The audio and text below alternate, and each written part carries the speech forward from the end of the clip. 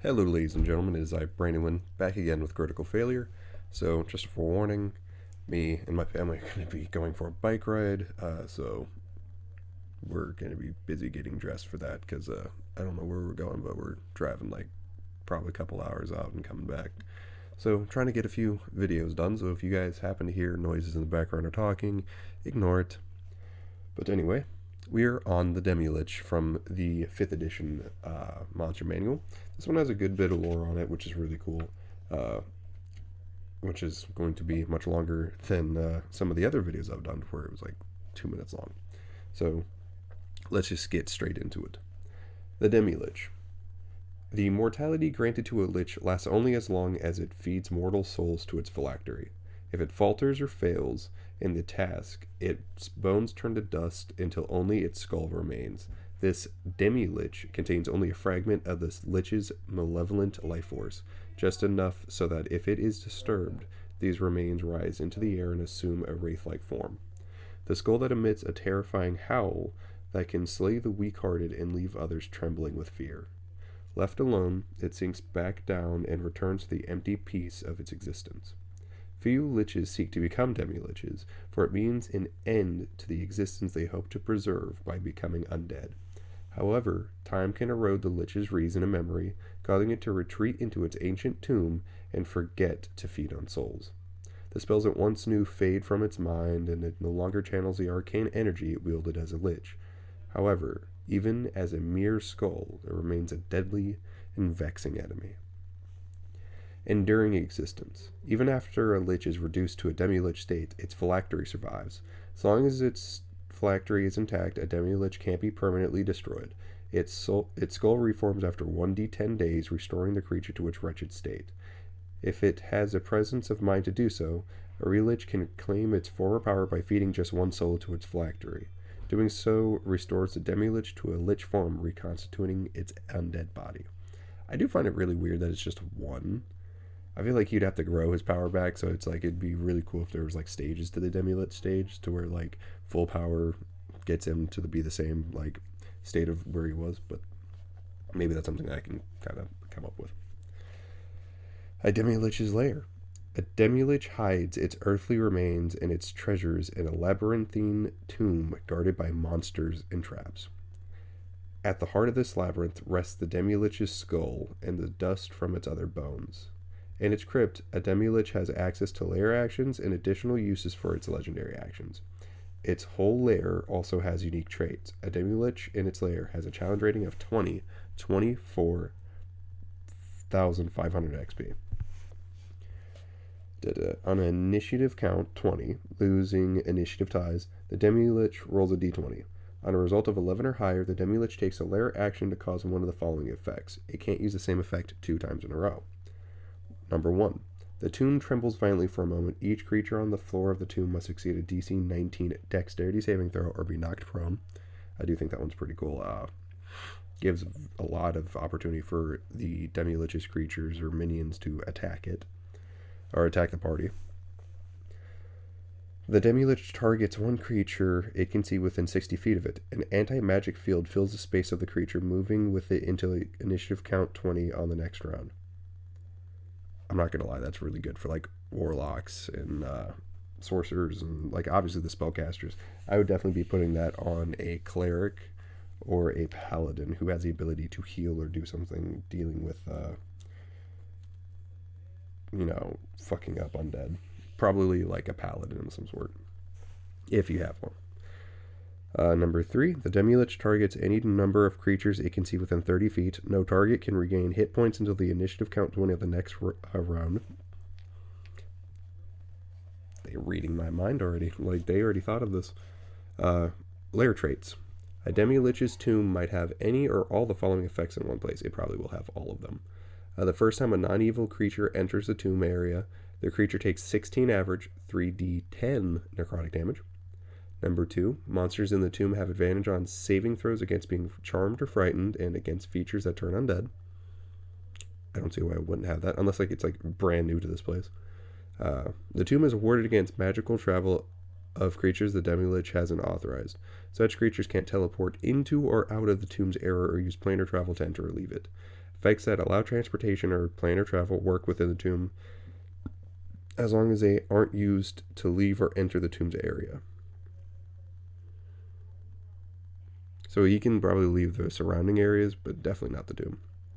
And of course, if the Demilich is destroyed, these effects fade over the course of 10 days. Now that's if it's destroyed, not if it's destroyed and returned to its phylactery. Now the actual stats. Oops, sorry. I accidentally closed my book. Yeah. Oh, I turned to it. Okay. So the Demilich. It is a tiny undead, neutral evil. So this thing takes up like a 5-foot square. Shouldn't have very high movement speed. It's a natural armor class of 20. That's really impressive, actually. Average HP of 80, 32d4. It has no ground movement speed, but it has a hover speed of 30. It has a 1 for strength, a -5. Dexterity of 20, +5. A constitution of 10, +0. Intelligence of 20, +5. Wisdom of 17, +3. And a charisma of 20, +5. Its saving throws consist of constitution, +6. Intelligence, +11. Wisdom, +9. And charisma, +11, which means that it has a proficiency bonus of +6. Its damage resistances are bludgeoning, piercing, and slashing from magic weapons. Its damage immunities are necrotic, poison, psychic, bludgeoning, piercing, and slashing from non-magical weapons.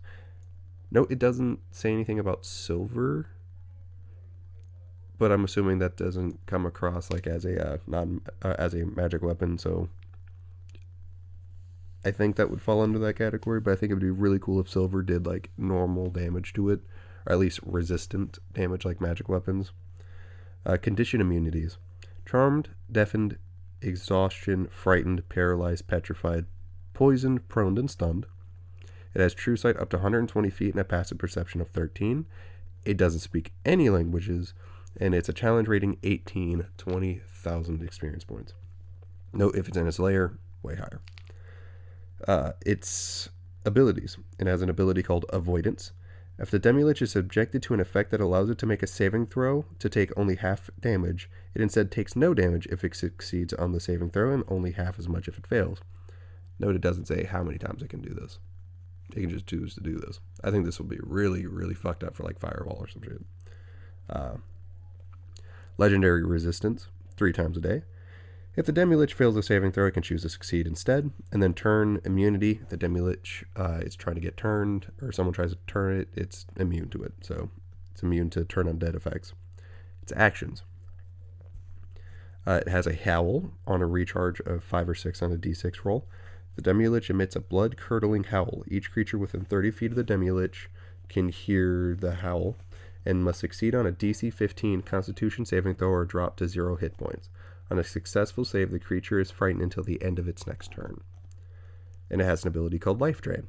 The Demilich targets up to 3 creatures that it can see within 10 feet, and each target must succeed a DC 19 Constitution saving throw or take 21 average 6d6 necrotic damage. And the Demilich regains hit points equal to the total damage dealt to the targets. The legendary actions. Jesus Christ, I cannot read. You're good to come in. What's up? No, Mom was asking where the sugar was. On the table. Sorry about that. The Demilich can take 3 legendary actions, choosing from the options below. Only 1 legendary action can be used at a time, and only at the end of another creature's turn. The Demilich regains spent legendary actions at the start of its turn. Flight. The Demilich flies up to half of its flying speed. Cloud of dust. The Demilich magically swirls its dusty remains. Each creature within 10 feet of the Demilich, include around a corner, must succeed a DC 15 con save or be blinded until the end of the Demilich's next turn. A creature that succeeds on the saving throw is immune to its effect until the end of the day of the Demilich's... oh, wow, I somehow read that wrong. Until the end of the Demilich's next turn, not until the end of the day. Energy Drain. It costs 2 legendary actions. Each creature within 30 feet of the Demilich must make a DC 15 Constitution saving throw. On a failed save, the creature's hit point maximum is magically reduced by 10 average 3d6. If the creature's hit point maximum is reduced to 0 by this effect, the creature dies. A creature's hit point maximum can be restored with a greater restoration, a spell, or similar magic. And it has one last one called Vile Curse. It takes 3 legendary actions for this. So if he uses this one, he can't do anymore. The Demilich targets one creature it can see within 30 feet. The target must succeed on a DC 15 Wisdom saving throw or be magically cursed. Until the curse ends, the target has disadvantage on attack rolls and saving throws. The target can repeat the saving throw at the end of each of its turns, ending the curse on a success. No, it doesn't say it's immune after that. You can still target someone. That'd be really potent. But, excuse me. That was the Demilich from the 5th edition Monster Manual. I don't know why I closed my book. I'm going to be literally filming right after this for some of the demons, and I just got right past it. But yeah, that's the Demilich. I remember it being much more fearsome than I last recall, but that's just me. But anyways, thank you guys for watching. Please leave a like and subscribe. Comment down below if you'd like to see this channel do anything. I still have stuff on my chin for some reason. I do have a TikTok. It's luminescent_darkness. I should really make a fucking thing to it, or at least put it in the description or something. But thank you guys for watching. I really do appreciate it. See you guys.